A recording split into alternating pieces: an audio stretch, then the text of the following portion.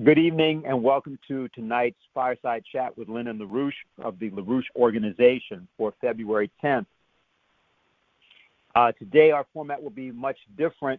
We are going to be giving both reflections and context to a conference that was held this morning jointly by the Russian International Affairs Council and the Schiller Institute. The conference was called the Humanitarian Crisis in Afghanistan Toward a Long-Term Solution. The primary two speakers were Helga Zepp-LaRouche, chairman of the Schiller Institute, and Dr. Andrei Kortunov, Director General of the Russian International Affairs Council. The additional speakers included Ivan Safranchuk, the director at the Center for Eurasian Studies of a Russian university, MGIMO, Timur Umarov, fellow at the Carnegie Moscow Center, Jim Jatras, a U.S. diplomat, former advisor to U.S. Senate Republican leadership, and Graham Fuller, who is a 25-year career member of the CIA. So those were the additional speakers. There was much to say about that, and actually what we're doing is we're convening because we recognize a lot of people would not have been able to be on this morning when this happened. And so what we've done is we have a few people who were, in fact, involved in the conference, but also will help to set the context for what that conference was about. What I'm going to do is I'm going to open up the queue so that a few of those people can get in now, and anybody who may have questions or who saw that earlier and has something to say about it as well. So we'll open that. So our format tonight is significantly different, but you'll see why. Now, just to give a sense of the context in which this has occurred, I want to feature two elements. There's an article that was written by Patrick Lawrence. Patrick Lawrence is one of the few journalists that stood up at the time of Russiagate and was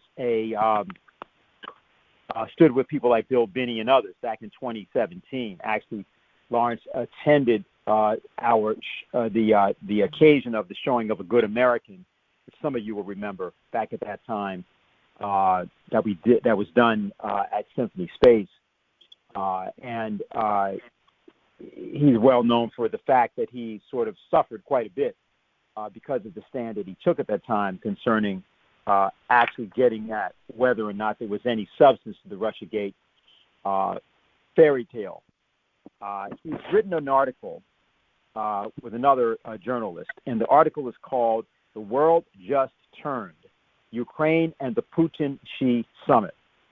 And he says this: "It is always difficult to understand the present as history for the simple reason we are living it and cannot see it historically without great effort.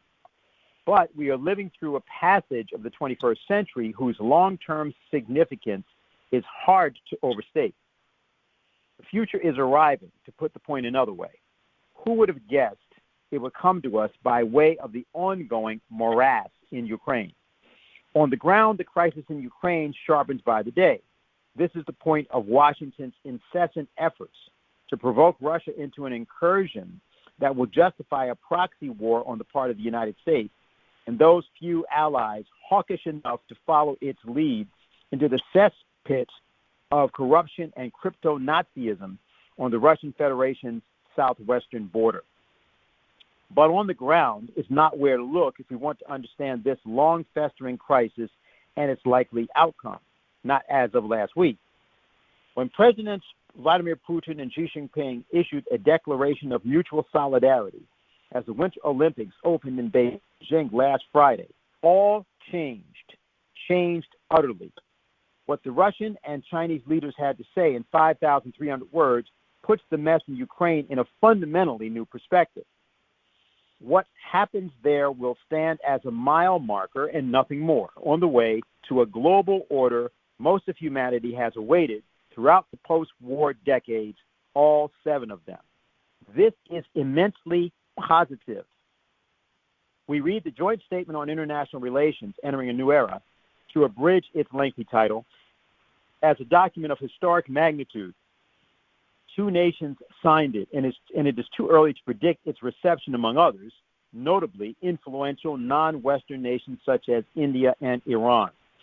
The text of the statement, as translated by the Kremlin, is here. He has a link, and greatly worth reading. By way of its sentiments, the principles it espouses, and its potential significance, we rank it, that is the statement, with the declaration that came out of the Bandung Conference of Non-Aligned Nations that Sukarno hosted at an Indonesian mountain resort in the spring of 1955. To be exact, it was April 18th of 1955. And Sukarno said something important at that time, which I'll reference in a minute. Back to this. This should make clear what we mean by historic. President Putin has insisted since a round of unsatisfactory diplomacy last December that resolving the Ukraine question had an historical dimension to it. As Moscow made clear in draft treaties it sent the Biden administration and the North Atlantic Treaty Organization, respectively, stable relations between Russia and the West require a fundamental remake of the post-Cold War security settlement in Europe. Okay, and so that is the opening of his statement. I want to go, I think, right now to Mike Billington. I don't see another individual, and I may or may not have to give him a call to get him on. It just occurred to me. I don't see him in the queue. So, Mike, why don't you go ahead and do two things for me. One, give the report that you were intending to give, and also any reflections on this morning's conference that you care to make. Yeah, so, in respect to what Patrick Lawrence said about the Xi-Putin event, today I listened into a British-based anti-war conference. It's called Stop the War. It's actually a group that's been around since 9/11. They set up Stop the War then to protest against the effort to start a war against Afghanistan. And they've been against every war since then. And as the head of this program said, a guy named Andrew Murray, he said, we were ridiculed every time we protested one of these wars, but of course every single time we were proven right and they were proven wrong, as most evidenced by finally ending the 20-year fiasco in Afghanistan. So in general, this was mostly British. There was a woman from the Linke Party in Germany, a woman from Ukraine, part of the Women's International League for Peace and Freedom, and a lady from the Die Linke, the left party in Germany, a peace advocate. So it was international in nature. The most important person on it was a professor in England whose name is Professor Richard Sakwa at Kent University, whom we've seen before. He's appeared with people like Matlock and some of the other people who are very serious, like former ambassadors to Russia and people like that, who have been strongly protesting this fake lying policy about Ukraine, which is pushing and threatening a war. So most of the speakers at this were simply saying we've got to stop war.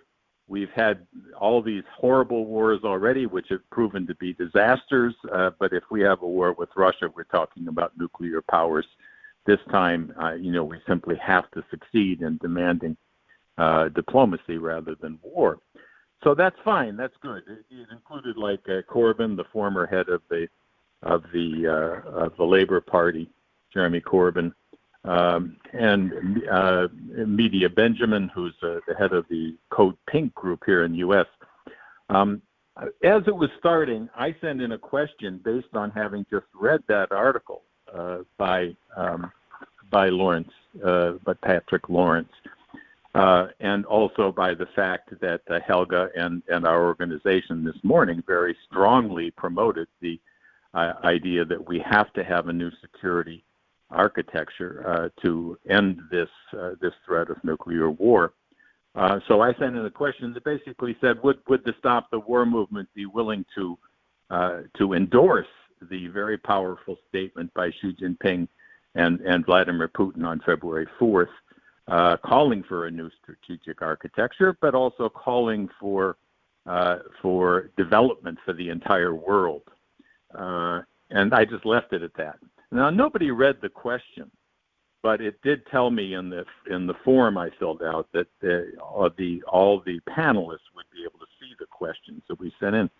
So then when Professor Richard Sakwa came up, he started right off saying, look, I want to start by describing this joint statement from February 4th by Xi Jinping and Vladimir Putin. He said, this is one of the most important statements of our time. We are in a deep, deep conflict, possibly a military conflict between so-called East and West. And this paper said this must be stopped. It must be stopped by having global sustainable development, locating the need for development if there's going to be peace. And he then said, that Professor Sakwa said, I've been arguing for a long time and calling on Russia and China to issue a positive statement, not just a negative statement about the threats, and that now they have done so. And he, like Patrick Lawrence, said this is just as important as Bandung. Now I missed some of what Dennis was saying about Bandung, but if I'm repeating myself, excuse me. But what the Bandung 1955 conference was, it was called the Conference of Asian and African Leaders. This was the first conference of the formerly colonized nations without the colonial lords in presence, called by Sukarno, the head of Indonesia, working with Nehru from India, working with Zhou Enlai from China. To a great extent, this was called by what emerged later as the non-aligned movements, knowing that we were on the brink of war between the U.S. and China. And they brought this together, invited Zhou Enlai, who was the top aide, the best of the people in the group around Mao Zedong, to come together to basically say, look, let's end this threat of communist wars in the third world. Let's commit ourselves to non-alignment, and let's bring about what Zhou Enlai and Nehru in India had called the 5 principles of peaceful coexistence. The idea of recognizing each other's sovereignty, effectively assuring there would be no intervention on international and internal affairs, and so forth. Basically, the principles that were also already in the UN Charter at the end of the war. So this Bandung conference set the stage for what could have been the end of the Cold War. And that's what it was intended to be. And it did stop the war between the U.S. and China at the time, but it certainly did not end the Cold War.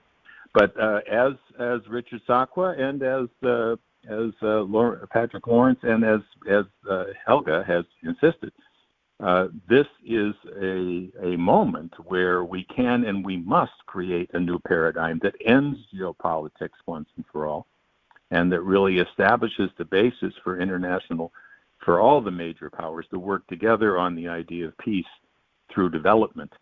So this guy, Professor Sakwa, went on to say that the idea of the UN Charter has since then been usurped, is the word he used, usurped by the so-called, quote, rules-based order, which of course is not international law. It's not what's in the UN Charter. It's not respect for sovereignty. Rather, it's the phrase made up by the the imperial crowd and their U.S. satrapies to say the rules-based order means our version of democracy and free trade and free markets and so on, and anybody who opposes those is opposed to the rules-based order, while we go ahead and break international law freely by invading any country we want, and so forth. So he said this was a usurpation of international law, and it was the destruction of the idea of sovereign nation states, which was the basis of the UN Charter. So this was very good. He probably had read the same article by Patrick Lawrence, but in any case, he's somebody who is standing up for these principles. He went through some other things I won't go through now, but he concluded by saying what we must have is another Helsinki Accord. We have to have a meeting of nations again to create a security architecture. So, Dennis asked me to say a few words about this morning. This was an extraordinary conference. If you haven't watched it already, it's available on the Schiller Institute website. It's about 2 hours long. And this is, even before the event started, this represented a major, major statement by the Russians.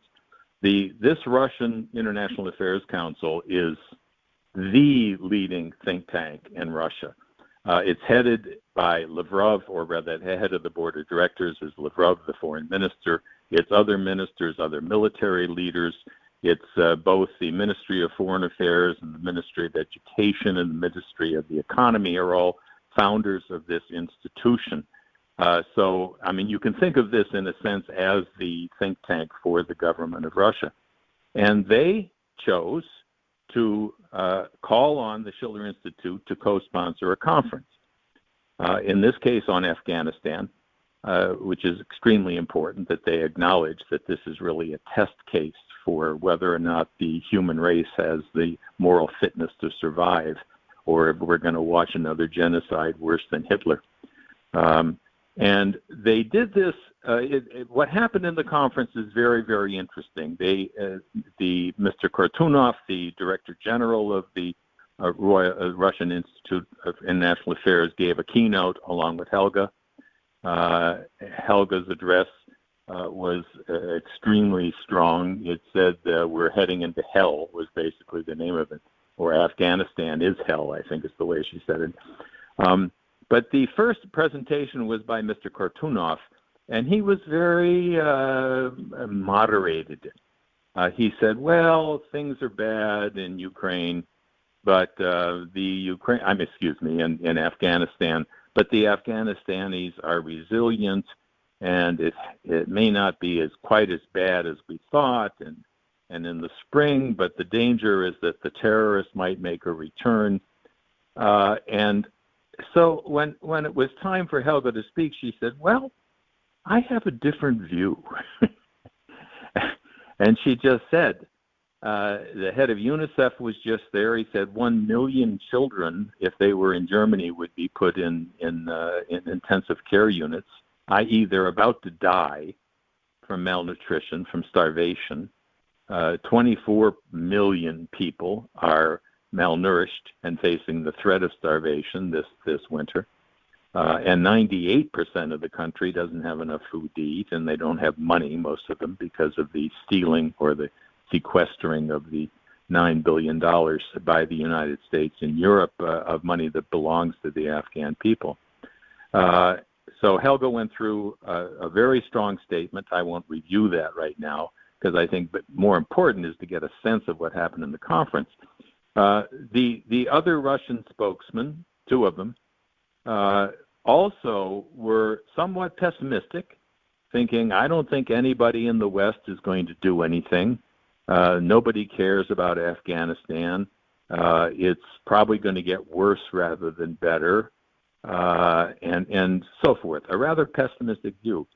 And Helga and the 2 of our spokesmen, some of you probably saw Graham Fuller, the former leading CIA agent and national intelligence director, vice director, and Jim Jatras, who's a former diplomat and an advisor to the Senate Republican leadership, and a very insightful commentator. Both of them, who have been working with us now for a while, strongly defended Helga's call, which was based on saying, look, you're all pessimistic.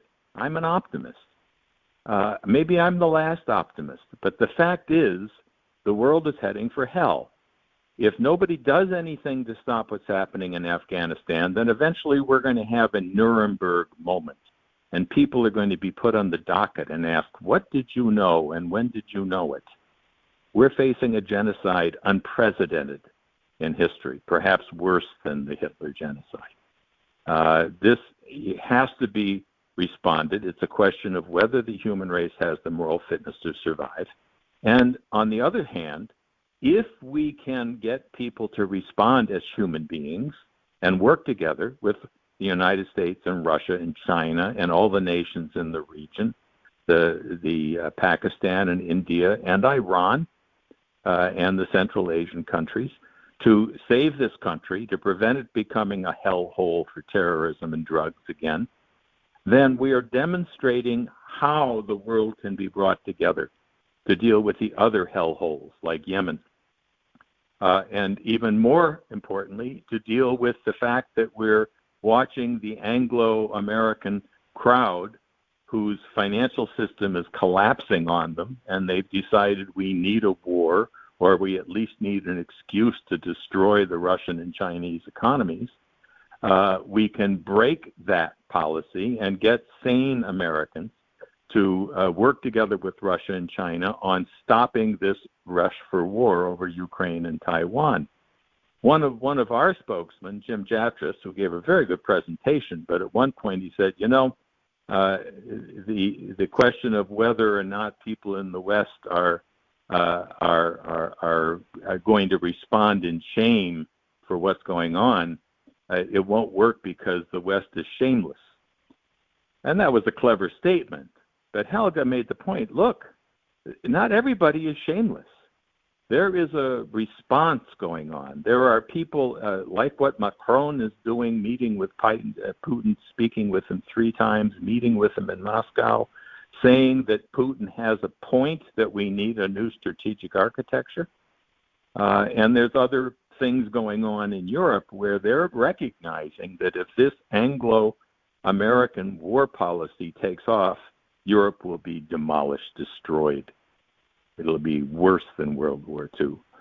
And they're beginning to wake up. And we're seeing the same thing here in the United States, where a growing number of people are saying, my God, the world is going to hell. We're on the brink of war with nuclear powers.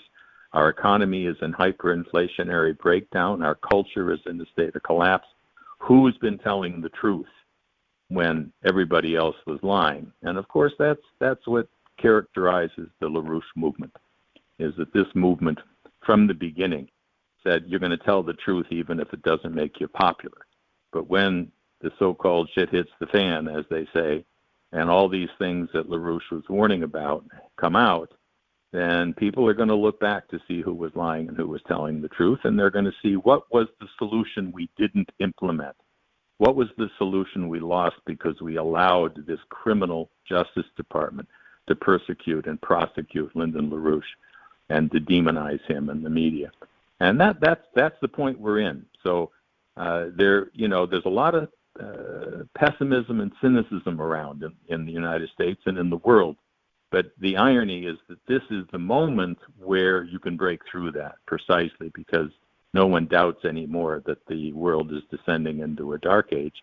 And this is where, in fact, people are looking to LaRouche for leadership. And the fact that the Russians' leading institution stood up against the anti-LaRouche hysteria, the media, the hype, the British threats, and said, we're going to sit down in an internationally broadcast conference with the LaRouche organization and the Schiller Institute, is a declaration, just like the declaration of Putin and Xi, that this is the time where we can create the kind of new paradigm that will put the human race on a course for a true new renaissance that end this descent into a dark age.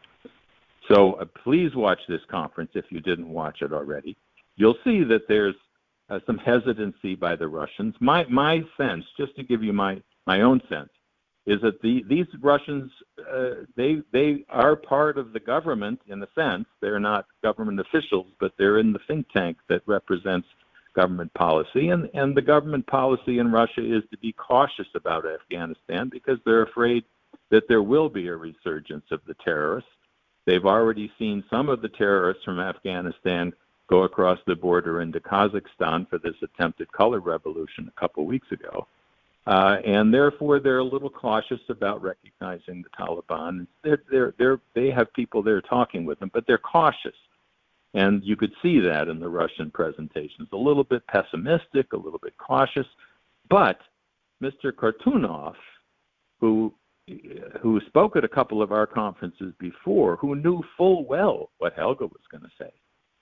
He brought this conference about to a great extent to inform his Russian compatriots about the importance of Helga Zepp-LaRouche and the Schiller Institute and the LaRouche organization.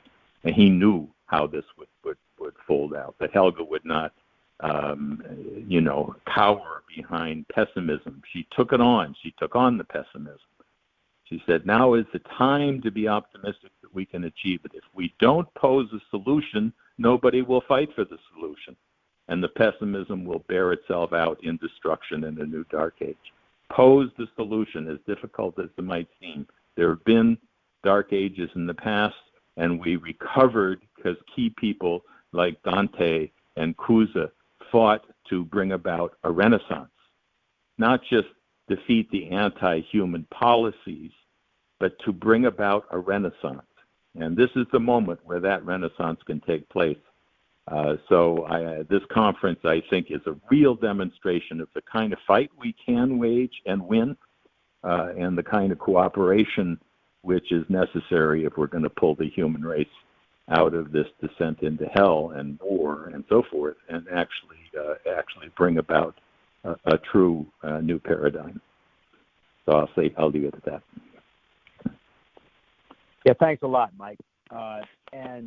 We'll be the queue is open. If people have either questions or comments, press *6 and get in the queue. Again, what we're doing for people who may have gotten on late is we're simply doing reflections on today's earlier conference, co-sponsored by the Russian International Affairs Council and the Schiller Institute, the Humanitarian Crisis in Afghanistan toward a long-term solution. What we're going to do is go to somebody else right now, which is Doug. And before I do that, I just want to point out, people use this term, what if the shit hits the fan? Realize no one really takes that apart. How does shit hit a fan? You think about it, right?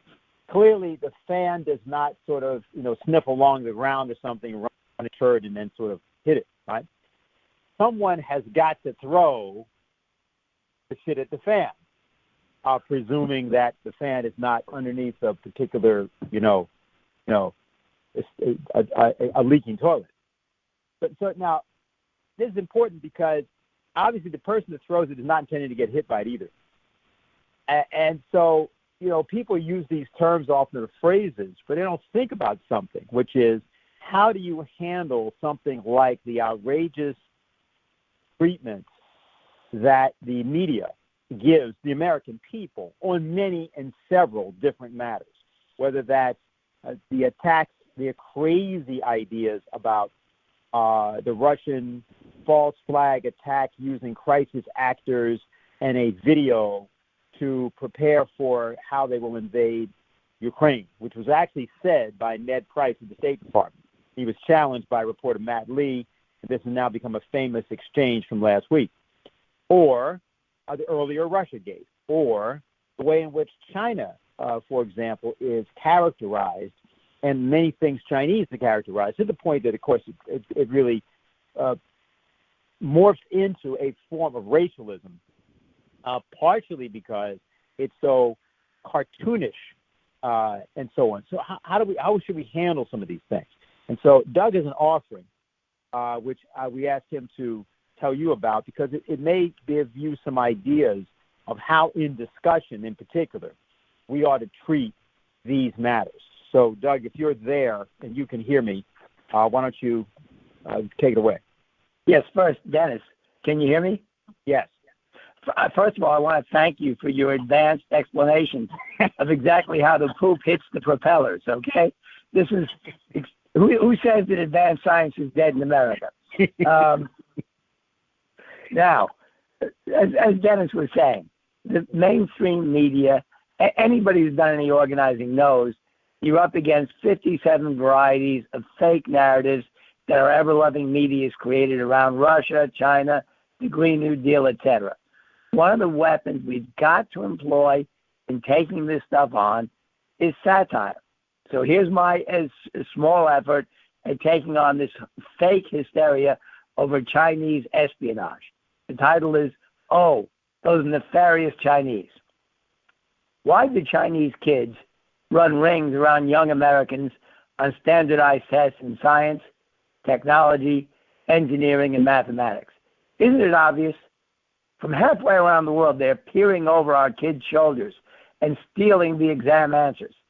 Even more amazing, despite the fact that American kids respond wrongly to so many of the questions, when the young Chinese thieves translate their purloined answers into Mandarin, they morph into the correct responses. How utterly devious.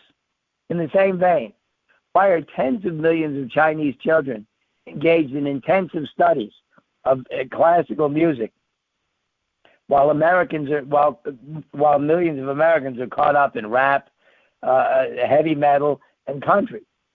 Simple. The Chinese are stealing our violins, cellos, and grand pianos.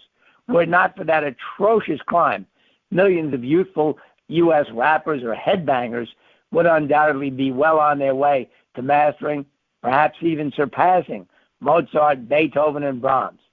Clearly, we must pursue the demonization of all things Chinese with no let-up, because the only other alternative would be for American citizens to own up to and then correct the moral, cultural, and political degeneration of their nation that they have condoned and even promoted for decades. And that would be completely unthinkable. That's my small satire. I think that people can write their own satires, but this is the method we've got to use to take on this garbage that the media spins out. That's my report, Dennis. Yes, thank you very much, Doug.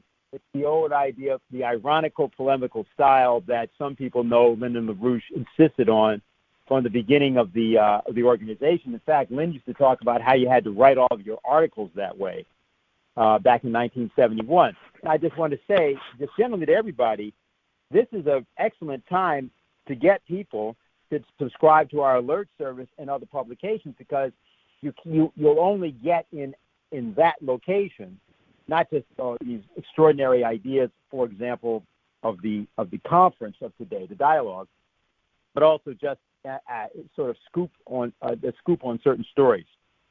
Just as an example, we covered a story in our intelligence, that is, about the new crypto strains of COVID that are now lurking in the subway systems and water systems of New York. Now, a lot of you haven't heard this yet, but by tomorrow morning you'll start hearing about this. And we were on top of the story basically day before yesterday. New York Post is running an article tonight about it. Now, why is that relevant? Well, because everybody's hearing in the news about, the great happy days are here again. Everybody take off your mask, which is going on all over the country, and supposedly this is a great victory because, of course, COVID is gone. Well, except for the fact that forms of it are mutating in the bowels of New York City subway sewer system, and may very well infect humans, which has to be admitted and now is being said. So now the important element is that when we talk about an ironical polemical style, we talk about this idea of satire. What we're talking about is these are weapons, because we've got to wake people up to what's actually being done and do it fast. So thank you very much for that, Doug. We're going to go now back to the queue